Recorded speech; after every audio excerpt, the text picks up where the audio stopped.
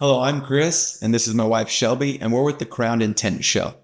At Crown Intent, we believe in living and loving intentionally, especially in marriage and family. In both of those realms, we feel like thinking about what you want and how you're going to get there is so important, especially as you start out or as you're trying to raise children. What thinking like the end in mind, like what do you want? And so then what steps are we going to take to get to that point? And so, what we base that vision on is the verse that comes out of Proverbs in 29:18, where it says, "Where the people have no vision, they perish." Yeah, They perish. that's strong. It is strong. It is strong. So, I guess let me ask you this question: what would you say is a vision or a plan that we would have had or put into play for us not to? Right. Well, there are several things that I know that we kind of have just talked about, whether it's like throughout the years or when we very first started.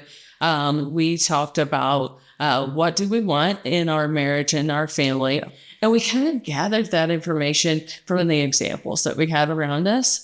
Because I know we can all think of examples that are really good. Examples of like, we would like our marriage to be like that. You see someone celebrating 50 years of marriage. Want to get there? For sure. And you just think, okay, what do we have to do to get there? Then you also see the reverse where there's a lot of hurt and a lot of pain in families.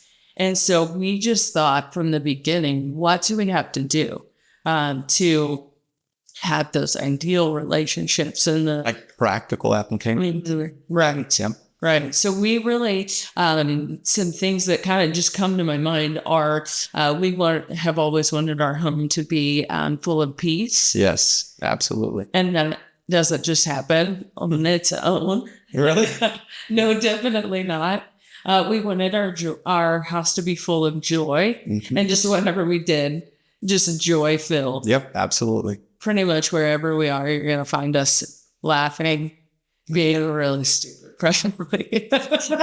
Stupid is strong. It's but But fun. So that makes me think about like how do we get there, or what have we put into play that for us has actually worked? And one of those is on our anniversary. What we do on our anniversary. And so what we end up doing is we go out, of course, without the children, and we celebrate our anniversary, but we talk about the year of what's happened and then what we want to see for the next year, for the future, and kind of putting those things into play. You know, our kids, we know that they are, they're becoming more independent because they're teenagers. And so we want them to have that independence and then allow them to be able to bring that into their marriages, into their relationships when they are gone outside of the house, and kind of bringing that joy and that peace with them. And so wherever they're going. in whatever relationship. Right. Well, one of the fun things that we've done with that is like on our anniversary, we talk about the past year. And we talk about like what was a highlight of that year, or what did we really grow in as a family. And then we also talk about like what are those areas that we see there's a need for growth. Yeah. And so that's kind of fun. I know some families do like a family word every year. Yeah. Just not really something we've done. Yeah, we haven't really focused on a specific word. But it's good. Like that would be another example of living intentionally. Just praying for a word for the year, what God would want your family to kind of focus on. We've just chosen to do that a little differently. And do it on our anniversary. And I guess what we're saying in that is there's not one right way to do it. Absolutely not. Like we're giving you a way that we have done it.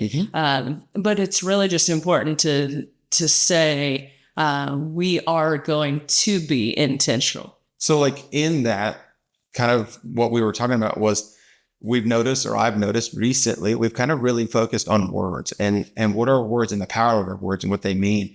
And also not just the words, but the attitude that the words are being displayed with. So, just really being deliberate about And Shelby being way better at it than I am. So, but just using those attitudes, those words, just being on top of it, being intentional about those, and how we talk to each other and respond to each other. Again, we go back to the relationships that we're trying to have them build with our own family. We love being around each other, but then also bringing that outside of their home into the different places that they'll go to, church and work in one of our cases. And so, yeah.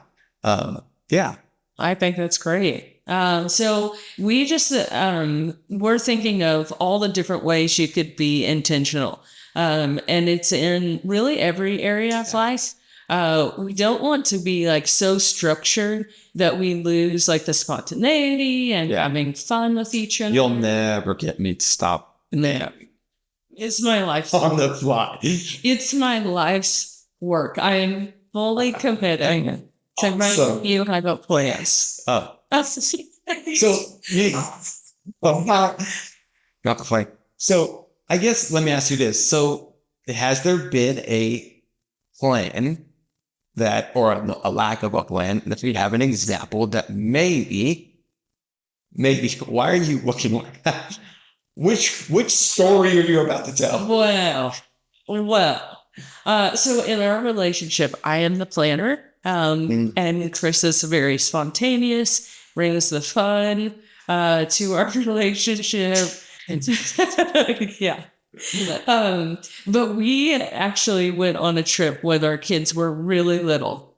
We have 3 kids, all 3 teenagers right now. But at this time, they were 3, 1, and 6 months. And so we love to travel. We thought, hold on, let's go on this trip, just kind of a camping trip where Chris was going to ride his bike. He was going to cycle. Oh, yeah.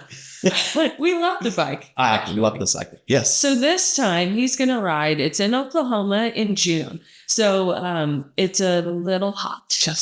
We have 3 children and we have no plan except ride bikes. I'm going to ride bikes. And camp. And I'm going to bring them in the trailer behind me. We're going to ride bikes. That's what we're going to do. So anyways, we went without really a plan. And, the Bible spoke very directly about what happens. Thankfully, no one perished, but we had one really good night.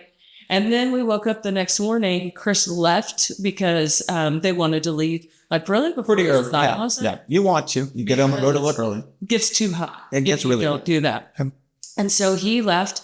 Well, then we didn't really think through like what happens then once everyone else wakes up.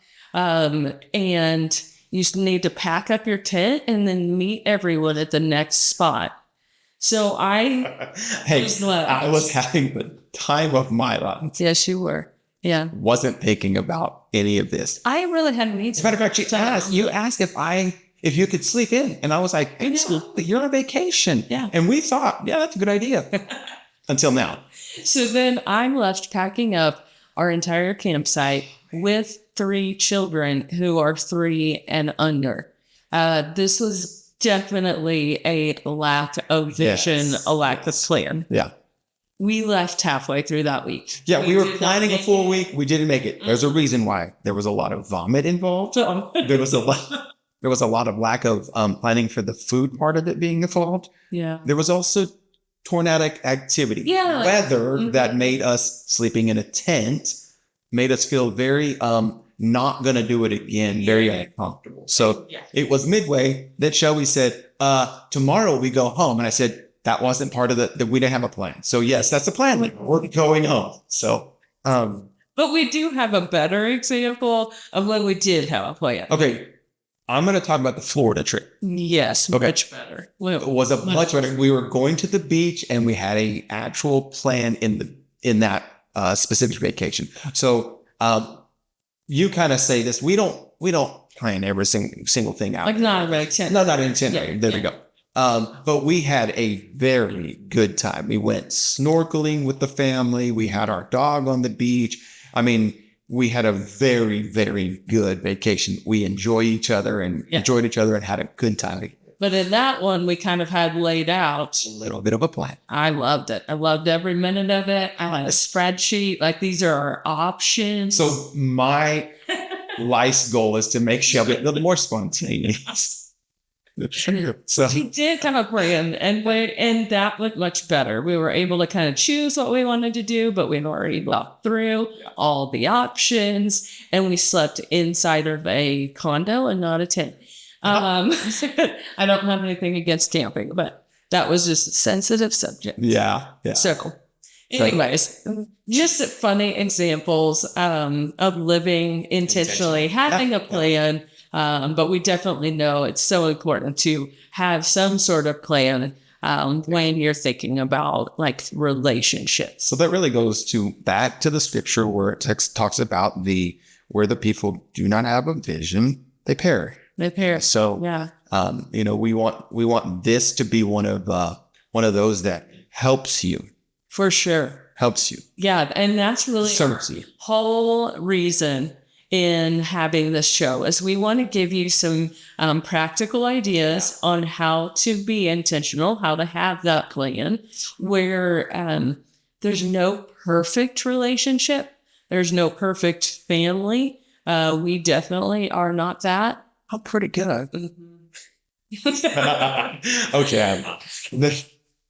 Right. So there's no perfect, but we just want to give you some examples, encourage you that it is never too late to start living intentionally in your family and with your kids, because there always is a time to just go back and just ask God, what is your vision here? What should our plan be, and how do we accomplish that? So how do we tell people to come check us out or Yeah, well, we want you to come and be a part of what we're doing here. You can follow us on your favorite streaming platform.